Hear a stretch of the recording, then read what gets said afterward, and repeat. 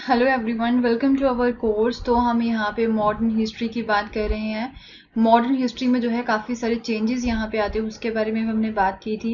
And एक 1857 का जो मेजर रिवोल्ट होता है उसके बारे में भी हम जो है कवर कर चुके हैं अपनी प्रीवियस वीडियोस में। तो हर तरीके से यहाँ पे जो है चेंजेस आ रहे थे। 1857 के बाद में जो है कई सारे चेंजेस यहाँ पे लाए जाते हैं आफ्टर मैथ ऑफ 1857, उसके बारे में भी हमने यहाँ पे बात की थी। Now we are going to discuss about the cities, जो इम्पोर्टेंट सिटीज यहाँ पे एक समय में एंशिएंट इंडिया की हुआ करती थी। हमने एंशिएंट इंडिया में भी जो है उसके बारे में बात की थी। इस जो इम्पोर्टेंट सिटीज हैं, कुछ जो टेम्पल सिटीज बन जाती हैं जो कि काफ़ी फेमस सिटीज होती हैं। तो इस तरह की जो सिटीज थी जो कि एंशिएंट इंडिया में काफ़ी ज़्यादा फेमस थी, उनका जो है क्या यहाँ पे हाल रहता है अंडर द कॉलोनियल रूल, और what happen to the cities under the colonial rule, इसके बारे में हम यहाँ पे बात करेंगे इस पर्टिकुलर वीडियो में। Right, so now let's start the topic colonialism and the city or the story of an imperial capital। तो ये सब चीज़ें हम जो है इस पर्टिकुलर वीडियोस में, जो आने वाली वीडियोस हैं उसमें भी हम जो है कवर करेंगे।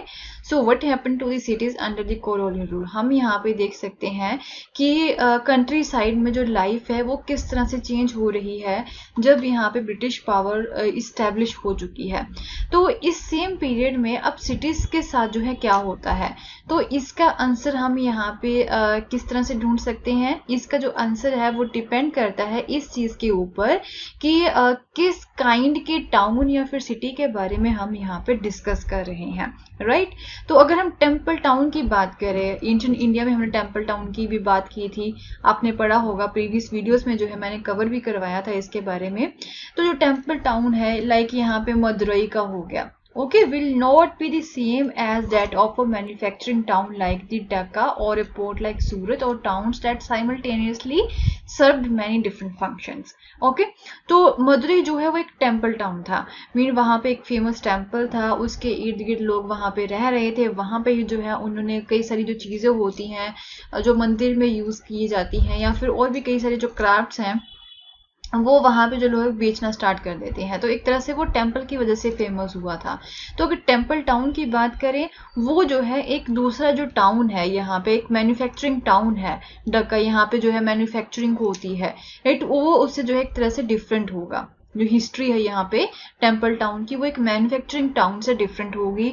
या फिर पोर्ट लाइक जो एक तरह से सिटी होती है, जहाँ पे जो सूरत है, राइट, सूरत में जो है पोर्ट्स हैं, तो वो भी एक तरह से हम बोल सकते हैं कि जो व्यापार के लिए काफ़ी फेमस है। राइट, तो एक तरह से कई और भी यहाँ पे टाउन्स होती हैं जिसमें कई सारे फंक्शंस जो है वो परफॉर्म किए जाते हैं। वो ओनली टेम्पल टाउन नहीं होता है, वहाँ पे इंपॉर्टेंट मार्केट्स भी होती हैं, टेम्पल्स भी होती हैं।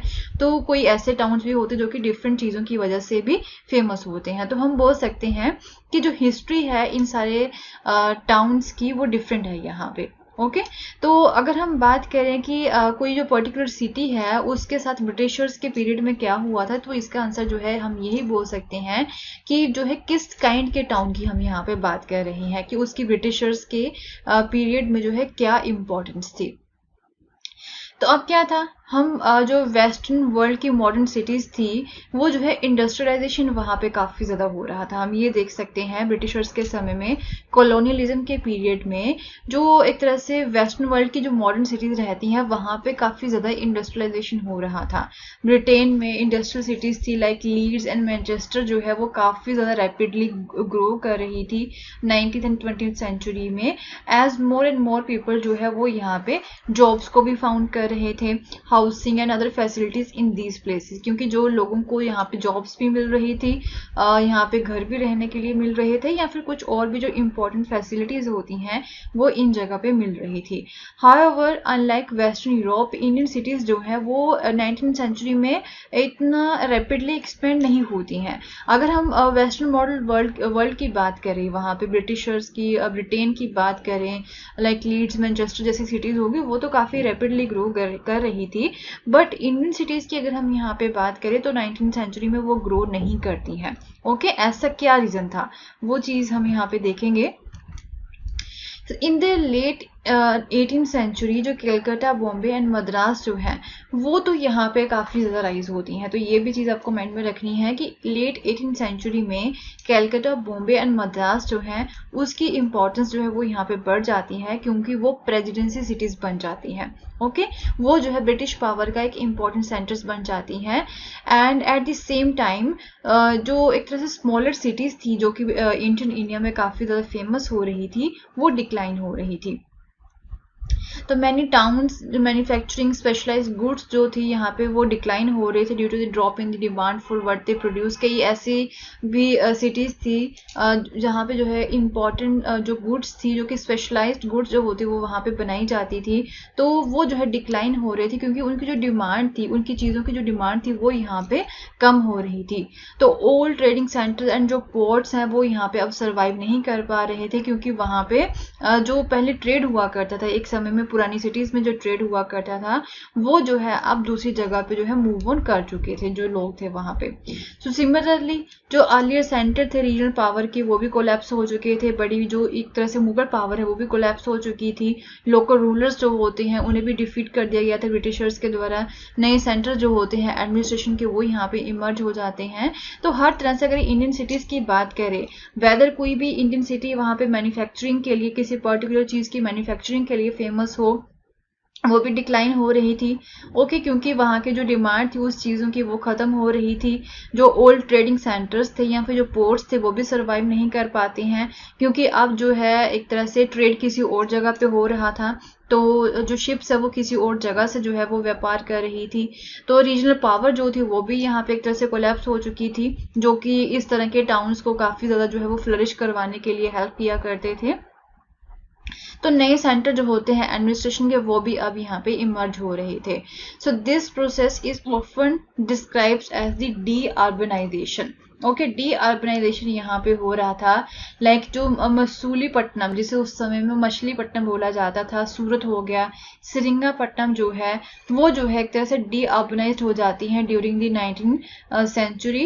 And by the early 20th century only 11% जो इंडियंस थे वो इन सिटीज में रह रहे थे। क्योंकि हमने देखा था कि जो हमारा एंशिएंट इंडिया था उस समय में जो मसूलीपट्टनम हो गया, सूरत हो गया, सेरिंगापट्टनम हो गया, वो एक अर्बनाइज सिटीज थी, वो एक शहरीकरण वहां पे हो चुका था। बट 19th सेंचुरी में जो है डी अर्बनाइज्ड हो रही थी। डी अर्बनाइज्ड का क्या मतलब हो गया यहाँ पे कि वहां से जो लोग थे वो मूव ऑन कर रहे थे दूसरी सिटीज की तरफ, कलकत्ता, बॉम्बे, मद्रास जैसी सिटीज जो हैं, जो कि नए एक तरह से ट्रेडिंग सेंटर्स यहाँ पे बन रहे थे, नई प्रेसिडेंसी सिटीज यहाँ पे बन रही थी, लोगों को वहां पे जॉब मिल रही थी। तो लोग जो है वो अब मसूलीपट्टनम, सूरत एंड सिरिंगापट्टनम जैसी सिटी से जो है वो मूव ऑन कर रहे थे। ओनली 11% जो इंडियंस होते हैं वो अब जो है इन सिटीज में रह रहे थे। तो अगर हम दिल्ली की ही बात करें, मुगल्स के समय में दिल्ली जो है कितना ज़्यादा फेमस था। तो हिस्टोरिकल इंपीरियल सिटी जो है दिल्ली की वो भी एक तरह से डस्टी प्रोविंशियल टाउन बन जाता है। वहाँ पे आपको जो है हर जगह पे धूल मिट्टी ही देखने को मिलेगी, कुछ यहाँ पे फ्लरिश नहीं हुआ था।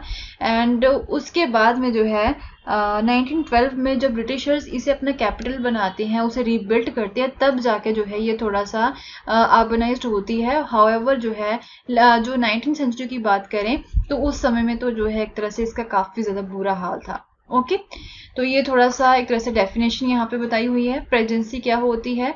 प्रेसिडेंसी होती है कि वहां पे एक ऐसी सिटी को प्रेसिडेंसी बना दिया जाता है, वहां पे हर तरह के एडमिनिस्ट्रेटिव पर्पसेस के लिए काम हुआ करता था।